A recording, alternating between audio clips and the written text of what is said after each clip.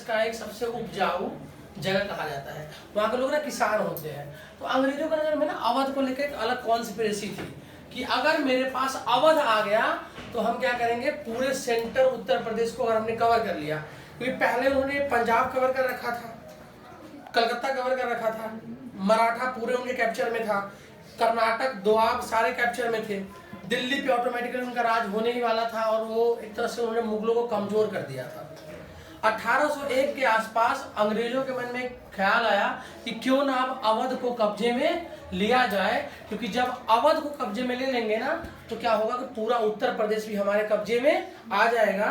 और उत्तर प्रदेश का उस टाइम पे अवध का जो नवाब था उसका नाम था वाजिद अली शाह। वाजिद अली शाह कोई ऐसा लोकप्रिय राजा नहीं था और ना ही वो कोई अच्छा राजा था, लेकिन लोगों के मन में उसके लिए एक अलग सी सिंपैथी थी, जो कहते हैं सहानुभूति होना।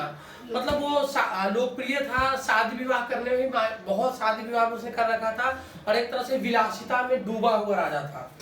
अंग्रेजों ने 1801 में अवध के नवाब वाजिद के साथ एक न संधि करी और जिस संधि के तहत अब जो है अवध अपनी ना तो कोई सैनिक रख सकता था, ना ही वो किसी भी तरह का राजशाही चला सकता था, और सारा का सारा कंट्रोल जो है वो चला गया अंग्रेजों के पास, क्योंकि अंग्रेज जानते थे कि नील और कपास के लिए अवध से बढ़िया जगह उनको कहीं भी नहीं मिलने वाला है। और इसी फिराक में उन्होंने उनके साथ एक संधि करा। ये संधि धीरे धीरे धीरे धीरे आगे के वर्षों में कहां पहुंच जाता है कि जब जाकर के 1856 में अंग्रेजों ने ये बोल करके अवध के नवाब को गद्दी से हटा दिया और कंप्लीटली उसको गद्दी से उतार फेंका और वहां पे घोषित कर दिया कि ये जो जगह है वो अंग्रेजों की जमीन है और अंग्रेज ही उस पर राज करेंगे। लेकिन मोटे तौर पे जो पूरा पोर्टफोलियो बन के आता है कि अवध के ट्रांजैक्शन का या अवध से रिलेटेड किसी भी सरकमस्टांसेस का, जिसमें अंग्रेजों का जो लॉर्ड डलहौजी था, डलहौजी का एक ही मानना था कि आगे के वर्षों में आने वाले समय में हम अवध पे कंप्लीटली कब्जा करेंगे और अवध को किसी भी तरह से अपने नियंत्रण में लेंगे। क्योंकि नियंत्रण में लेना इसलिए अवध को जरूरी था, वो मानता था कि अवध जो है वो अंगूर का एक गुच्छा है जो आज न कल मेरे ही मुंह में आकर के जैसा है वैसा गिरेगा।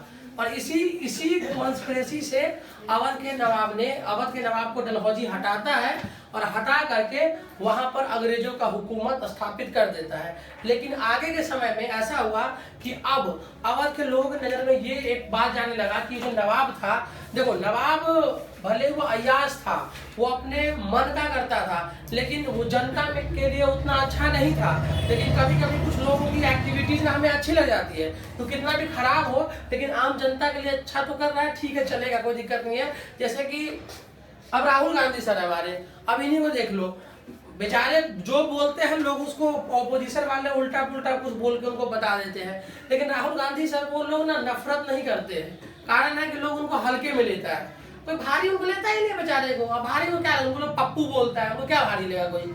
तो वही हाल था वाजिद अली शाह के साथ भी कि लोग उसको हल्के में लेते थे। लेकिन जब कोई अदर लीडर, अब धीरे धीरे जब उनका भी होने लग गया, जब उसको हटाया गया, जब उसको हटा करके दिल्ली तक उसको जाके छोड़ दिया गया, उसको उसकी गद्दी से हटाई गई, उसका राज शासन खत्म कर दिया गया, तो बहुत सारे इमामों ने, इमाम मतलब कि मुस्लिमों के बहुत बड़े धर्म गुरु, उन्होंने और बहुत सारे मदरसाओं ने, मुस्लिम के अनुयायियों ने इस चीज का विरोध किया कि हमारे नवाब को अंग्रेज हटा रहे हैं और अपनी जबरदस्ती का अपना कानून को थोपना चाह रहे हैं जो अवध पे उनका लागू नहीं होता है। लेकिन जो अंग्रेजों की मंशा थी कि अगर जब तक वो अवध को नहीं जीत लेते हैं तब तक वो और प्रांत से कनेक्टिविटी नहीं बैठा पाएंगे। तो कनेक्टिविटी तभी बैठेगा अगर किसी को मान लो कलकत्ता से आना है, अब वो कलकत्ता से उसको दिल्ली आना है, तो उसको उत्तर प्रदेश का जो हिस्सा है वो उसके कब्जे में चाहिए। जब तक उत्तर प्रदेश का हिस्सा कब्जे में नहीं होगा वो कवर अप नहीं कर पाएगा। अंग्रेजों ने पंजाब जीत रखा है, मान लो यहाँ पे पंजाब है, अब पंजाब तो जीत लिया, लेकिन पंजाब से उसको जाना है, कलकत्ता जाना है, तो उसको उत्तर प्रदेश अवध होके ही जाना होगा। और यहाँ पे अगर उसके फुल ऑफ कंट्रोल नहीं रहेगा अंग्रेजों का, तो कभी भी पंजाब से बाईपास करके वो कलकत्ता नहीं जा सकता। या फिर अगर वो चाहे कि मैं मराठा से पंजाब जाऊं, इसके लिए भी उसको अवध और दिल्ली होके ही जाना पड़ेगा।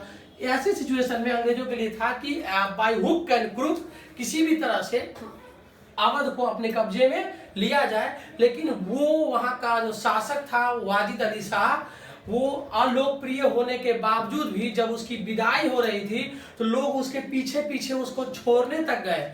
लोगों ने उसके लोकगीत भी गाया, और जिस लोकगीत को अवधी भाषा में या खासकर भोजपुरी वगैरह में बिरहा के नाम से जानते हैं। बिरहा का एक अर्थ होता है, मान लो तुम बिरहा, बहुत लोगों ने सुना होगा या नहीं सुना होगा, बिरहा का ना भोजपुरी वगैरह में गाँव देहात में लोग जानते हैं, इसका मतलब जुदाई भी होता है कि यार किसी से बिछड़न हो ना, बिछड़न को बिरहा बोलते हैं। तो बिहार वगैरह में बहुत सारा बिरहा फेमस है। जैसे एक बहुत बहुत प्यारा सा बिरहा है जो हम भी बहुत बचपन में सुनते थे, कभी कभी लगता सुन लेते हैं कि भवरवा के तोहरा सन जाई। अब वो गाना अब आज वाला भोजपुरी नहीं है कि अब कुछ लहंगा चोली पता नहीं क्या क्या गाते रहता है। आज का भोजपुरी तो खत्म में कहानी है। वो पहले का था, वो भिखारी ठाकुर के टाइम का, वो भरत शर्मा व्यास के टाइम का भोजपुरी था। इसका मीनिंग होता है, अगर आप लोगों में से जो अगर भोजपुरी बैकग्राउंड से है तो उनके घरों में जो पापा है वो पुराने वाले गाना सुनते रहते हैं, तुम्हें लगता है पता नहीं क्या बोरिंग सा चीज सुन रहे हैं। और जैसे बच जाता हूँ खेसारी लाल और पवन सिंह, मतलब क्या क्या सिंगर सब है, उस सब गाना बजता है तो लगता है बाप रे बाप, एकदम इंटरटेनमेंट यही होता है जिंदगी का।